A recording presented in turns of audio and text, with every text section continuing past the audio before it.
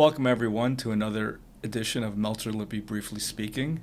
I'm David Heymann, the managing partner of Meltzer Lippe Goldstein & Brightstone LLP, a full-service law firm with offices in Long Island, New York City, and South Florida. As always, a few housekeeping announcements.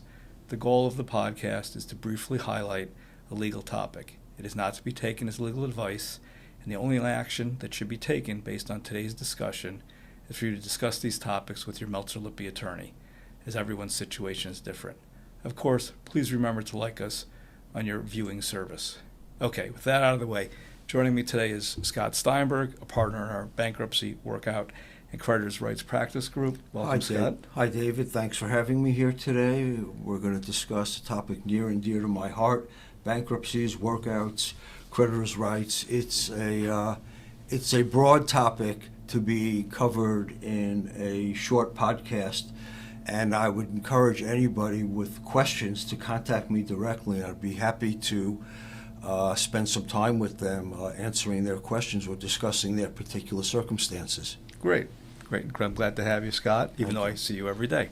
So, Scott, both of us are getting a little longer in the tooth, as they say. And back when we started practicing law, if somebody came in and said, hey, I'm thinking about filing for bankruptcy, and they filed, that was, people would run for the hills about that company. It was like, oh my God, it's the worst thing in the world that can happen.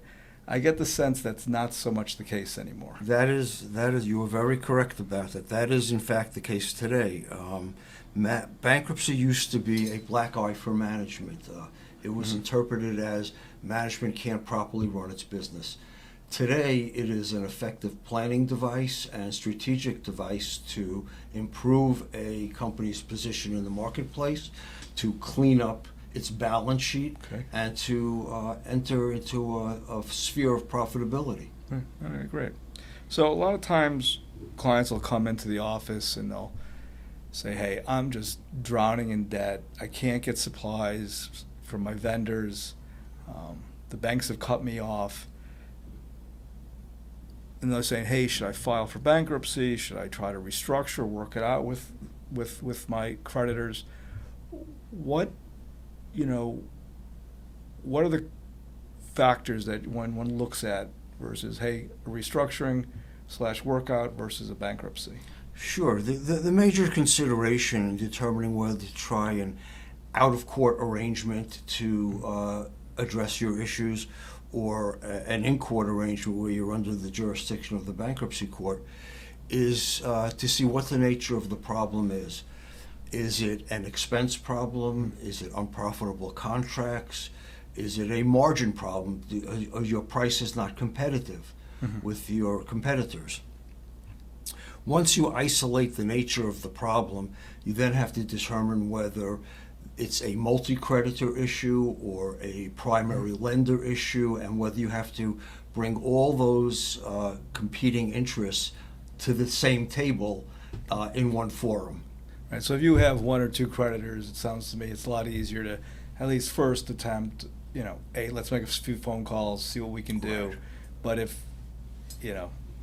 there's a line at your door, like you're giving things away and people want free food or something like that, you're probably better off filing, it sounds like to me. Absolutely. If you're in a situation where there are several litigations going on in different forums, you need to consolidate those litigations to resolve them.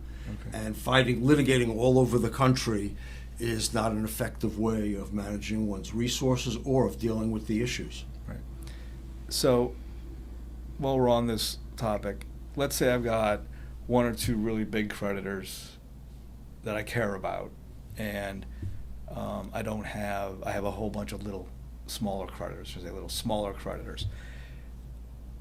Is it better to just work things out with the big guys and say, to hell with the small guys, we'll figure that out down the road? I know every situation's different, right. But what generally does one do in those situations? Your larger customers, your larger suppliers, they generally drive determinations as to profitability. But it is important that even the smaller customers and suppliers be on board in a restructuring or even a bankruptcy, because If they're not on board, when you exit bankruptcy, you're going to have problems dealing with the trade or with your customers. And a perfect example of that is Rite Aid, where Rite Aid sold a substantial portion of its assets, exited bankruptcy, and within a year had to refile because its trade credit dried up, and the suppliers were not convinced that Rite Aid was going to be a profitable entity. So I guess, going back to my first question, filing is not such a bad thing anymore, seeing as you can do it twice in 1 year. So great for them. So now we've made the determination to file for bankruptcy. Everybody says, oh, I'm going to file for bankruptcy. But there's different types of bankruptcy, correct? Yes. Yes, there are, in the broad sense, there is liquidations and reorganizations. Okay. A liquidation involves having a trustee appointed and monetizing assets and distributing proceeds to creditors. Reorganization involves determining that the company has issues that can be fixed and can return to profitability. It is possible to liquidate in a reorganization proceeding, and the reason why fair amount of companies elect to do that is because it allows the company to control the liquidation process. So people say Chapter 7, Chapter 11. Chapter 7 is a liquidation. Chapter 11 is a reorganization. Correct. So you mentioned a trustee in a Chapter 7. Who appoints the trustee? Who is the trustee's fiduciary duty, to the extent they have a fiduciary duty? Who is that to? Is it to the creditors? Is it to the debtor? And just so people are clear, we're talking about company bankruptcies, not individual bankruptcies. And we're speaking about it from the debtor side, that i.e. the bankrupt entity, not what the creditors are looking to do. So, back to my question, assuming I can remember it. No, back to my question. What is the trustee's obligation in Chapter 7, and is there a trustee in a Chapter 11, and are the obligations any different? Sure. A trustee in a Chapter 7 proceeding is an individual that is appointed by the court. Most districts have panels in which businessmen or lawyers are on the panel to become trustees, and his duty is really to the creditor body. He has the obligation to collect assets, marshal assets, and distribute proceeds. He is not a fiduciary to the owners of the business, to the equity holders, and frequently will explore causes of action that he may have against owners for improper conduct, or perhaps what we call here inappropriate distributions to equity while the company is insolvent. So is that something, and then is that like you hear about preferences and wrongful payments made ahead of time? Can you shed a little light on, Sure. on that? Preferences are an issue that few creditors understand, and even less can appreciate the reason for them. They are payments which are made to a creditor within 90 days of the bankruptcy. And the reason why the trustee has the right to try and bring those payments back into the bankrupt estate is because Congress has pursued a policy whereby equality of distribution to creditors is better than allowing some creditors to be paid in full and others to get nothing. Most companies, most creditors say, I worked with this company, I gave them a break, and now I have to give back the few pennies that I got. And the answer is yes, it's almost like a strict liability statute. So, just to keep going on that, for an example, you're thinking about bankruptcy, you have one main creditor. You say, you know what, I'm going to pay them, and you pay them on January 1st of whatever year. If you then file within 90 days of January 1st, or if they're a related party, it's a year, I believe, correct? Correct. So let's just assume it's not a related party. You file before the end of March. Right.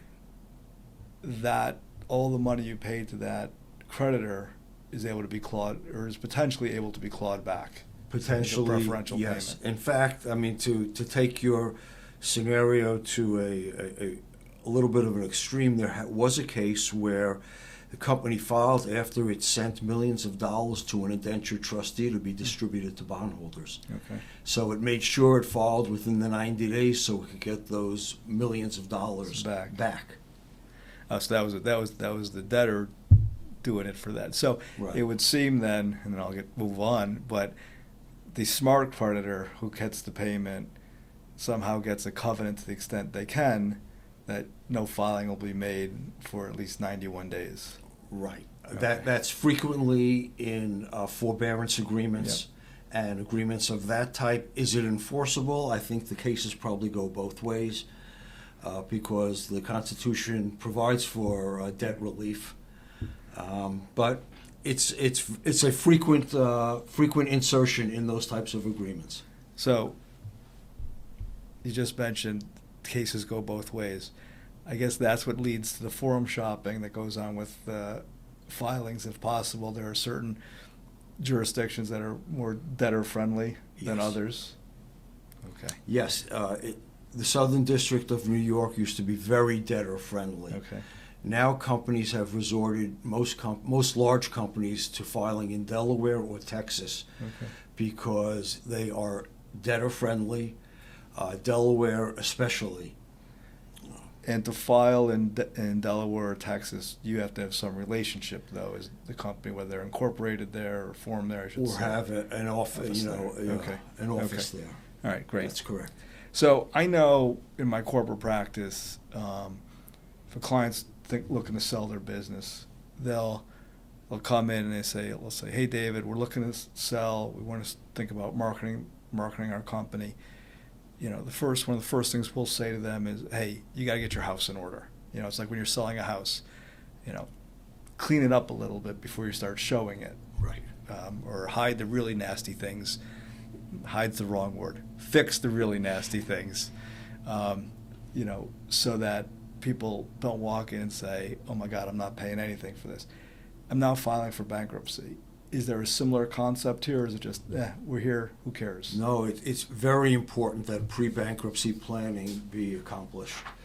In particular, most companies that file for bankruptcy have cash flow issues. One should assume that when they file, their trade credit is going to dry up. Therefore, they need bankruptcy financing. Okay. They have to have financing lined up when they file. They have to meet payroll. There are numerous obligations. Many suppliers, as I said, will give very tight terms, if any. Okay. And the inability to have these issues addressed prior to filing, especially with a secured lender, could be fatal to a reorganization attempt. Okay, so you mentioned financing. So that's, you know, one of my favorite terms, DIP financing, correct? Can you explain a little bit about Sure. what DIP financing is and why anybody in their right mind would finance into a bankrupt company? Yeah, DIP financing stands for debtor in possession financing. Okay. A company that files a Chapter 11 is referred to as a debtor in possession because it continues in the possession of its assets and management of its properties, conduct of its business. Why would a lender lend money to a bankrupt entity or an entity that is in Chapter 11?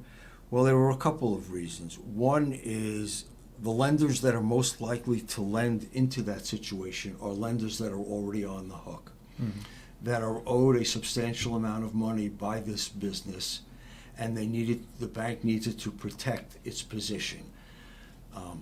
Being a debtor in possession, lender gives the ability to the lender to have the highest priority of repayment of the debt. So they move to the top of the food chain. They move to the top of the food Okay. chain, and frequently there are what we call roll-ups, where the existing debt is rolled up into the post-bankruptcy financing, and it's all treated at the highest level of repayment. Okay, great. One thing I want to touch on, if we're in a Chapter 11, and let's just use a corporation, is management still controlling the entity? Is a trustee put in place to control the entity? How does all that work? Management in most cases, management continues in place, and barring post-bankruptcy acts of fraud or gross mismanagement or incompetence, management continues to run its business in the ordinary course. Decisions which seeking to accomplish a transaction out of the ordinary course require court approval. But as long as management is properly exercising its discretion, the business judgment rule applies, and courts are not going to second guess management's determinations. So I deal with a lot of real estate companies, and I've known from seeing many bankruptcies, whether tenants have filed or the owner of the property files, there's a concept of rejecting executory contracts. Right. I know they can do that with leases. Is that across all executory contracts? Yes, an executory contract is a contract which requires performance on both sides. Both contracting parties still have some obligation to perform. So leases is a perfect example. The landlord has the obligation to provide heat, hot water, and space, and the tenant has the obligation to pay and keep the premises in good repair. Contracts, performance contracts, output contracts, even employment agreements are executory contracts. So the answer is yes. Okay, so if I'm a tenant, if I'm Rite Aid, perfect example, you mentioned Rite Aid before. Rite Aid leases, I'm sure, all their properties or almost all their properties. And assuming they're looking to reorganize, they would look at their leases and say, this one's above market, we don't want this one. Right. This one's below market, we'll keep this one. This one's below market, we'll keep it even though we're not going to operate it because maybe we can get, sell it, assign it to somebody else and get some cash for it. And so that is another tool that a debtor can use to enhance its value by offloading bad contracts. Yeah, that is a very, very significant tool for debtors to have, and that is in large retail bankruptcies where there's hundreds of locations. Below market leases, even if the lease provides it's not assignable without the landlord's consent, that is an anti-assignment clause which is not enforceable in bankruptcy. So the debtors really have a lot of leverage in that regard. I think there's a lot of baseball teams that would like to file for bankruptcy and offload some of their contracts. Yeah. Football teams not so much because those aren't guaranteed, but baseball absolutely. Maybe even basketball too. But and hockey, of course, because the players have no rights in hockey. None. Just kidding, if any hockey players are watching. So the other thing I want to ask about is we hear the term prepackaged bankruptcy a lot. What is a prepackaged bankruptcy? A prepackaged bankruptcy is a bankruptcy where prior to the filing, the debtor approaches its various creditor constituents, negotiates terms with them, does all the paperwork, and solicits votes for a plan of reorganization. Once the votes are solicited and the creditors are on board, the bankruptcy petition is filed and there are expedited hearings set up, and the court can approve the plan, and you can be out of bankruptcy in 45 to 60 days from the filing. Right. But that's to be distinguished from a pre-negotiated plan, which are much more common, and that is where the debtor negotiates with its major creditor constituents and then files and addresses other issues, smaller issues, but issues that still need to be addressed during the course of the Chapter 11. So two things you said that I just want you to touch on. One is the vote, and one you talked about bankruptcy is a court of equity. So on the vote, there's different classes that have to vote, right? So if you could touch on that, and then also if you could touch on it's a court of equity. So as you said, there might be a provision in a contract, but as I understand it, the bankruptcy judge, the bankruptcy court has a lot of leeway to read into things or do things that make things equitable. I'll give you a perfect example of how the court of equity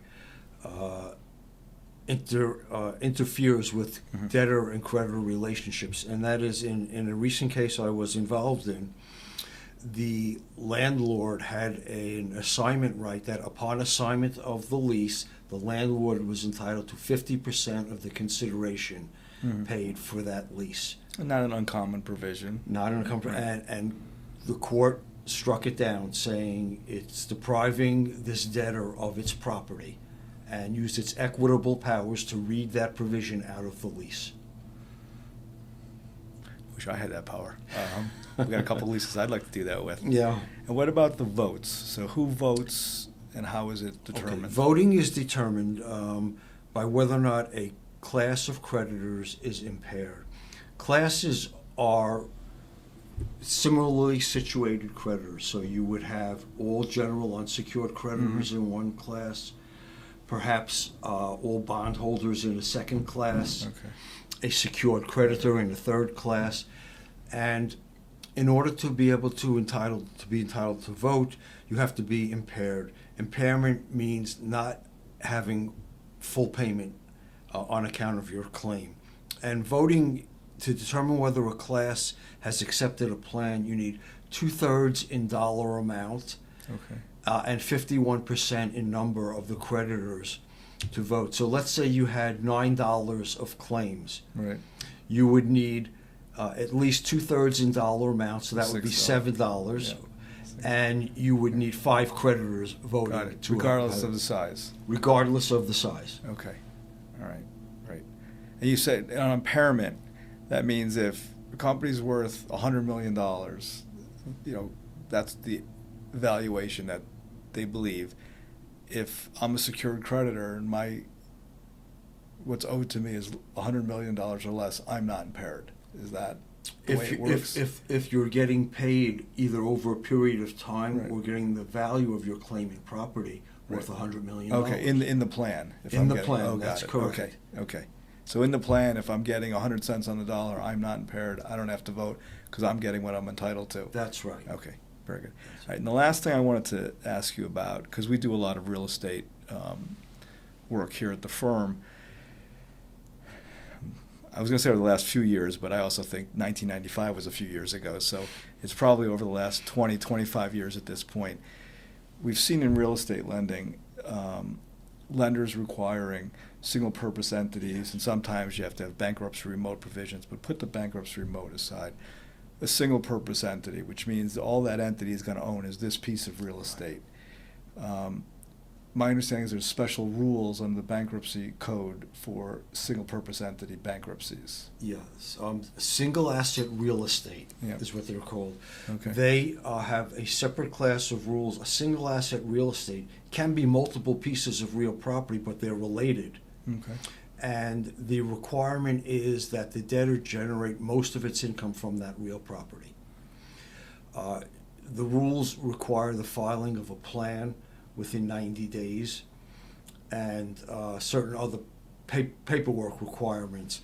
But the Congress, in its wisdom, decided that they needed to protect lenders. Did you say Congress in its wisdom? In its wisdom. Okay, just want to make sure I heard you correctly. Decided that it needed to protect lenders during the real estate bust. Okay. So it enacted these rules. They are restrictive rules, but they are frequently applied in larger single asset real estate cases. Yeah. And it is possible to successfully reorganize real estate cases. Right. But it helps expedite the process for the creditor as well. Very much so. Right. And that's part of the reason why we have these single purpose requirements in articles of incorporation or bylaws and things like that. Right. It's so that the borrower doesn't get involved in other businesses which could affect its ability to operate profitably, and it allows the lender really to continue to control the process. Right. And those most real estate now is in limited liability companies. They're purchased by limited liability companies. There's a standardized form single-purpose entity agreement. Sometimes you have to have special directors / managers who have to vote on bankruptcy and things of that nature. But that's a whole nother topic. So, Scott, I want to really thank you. This was very informative. As always, we've covered a lot in a short period of time. If you have any questions relating to this, as I said earlier, everybody's situation is different. Don't just think, oh, Scott said this, so I can go do that. That's not how it works. Reach out to Scott. I'm sure he can help you out. Until next time, I want to thank everyone again for tuning in. Again, we encourage you to like us on what your viewing site is, and visit our website at meltzerlippe.com to find out more about our firm. And have a great day. And of course, go Bills.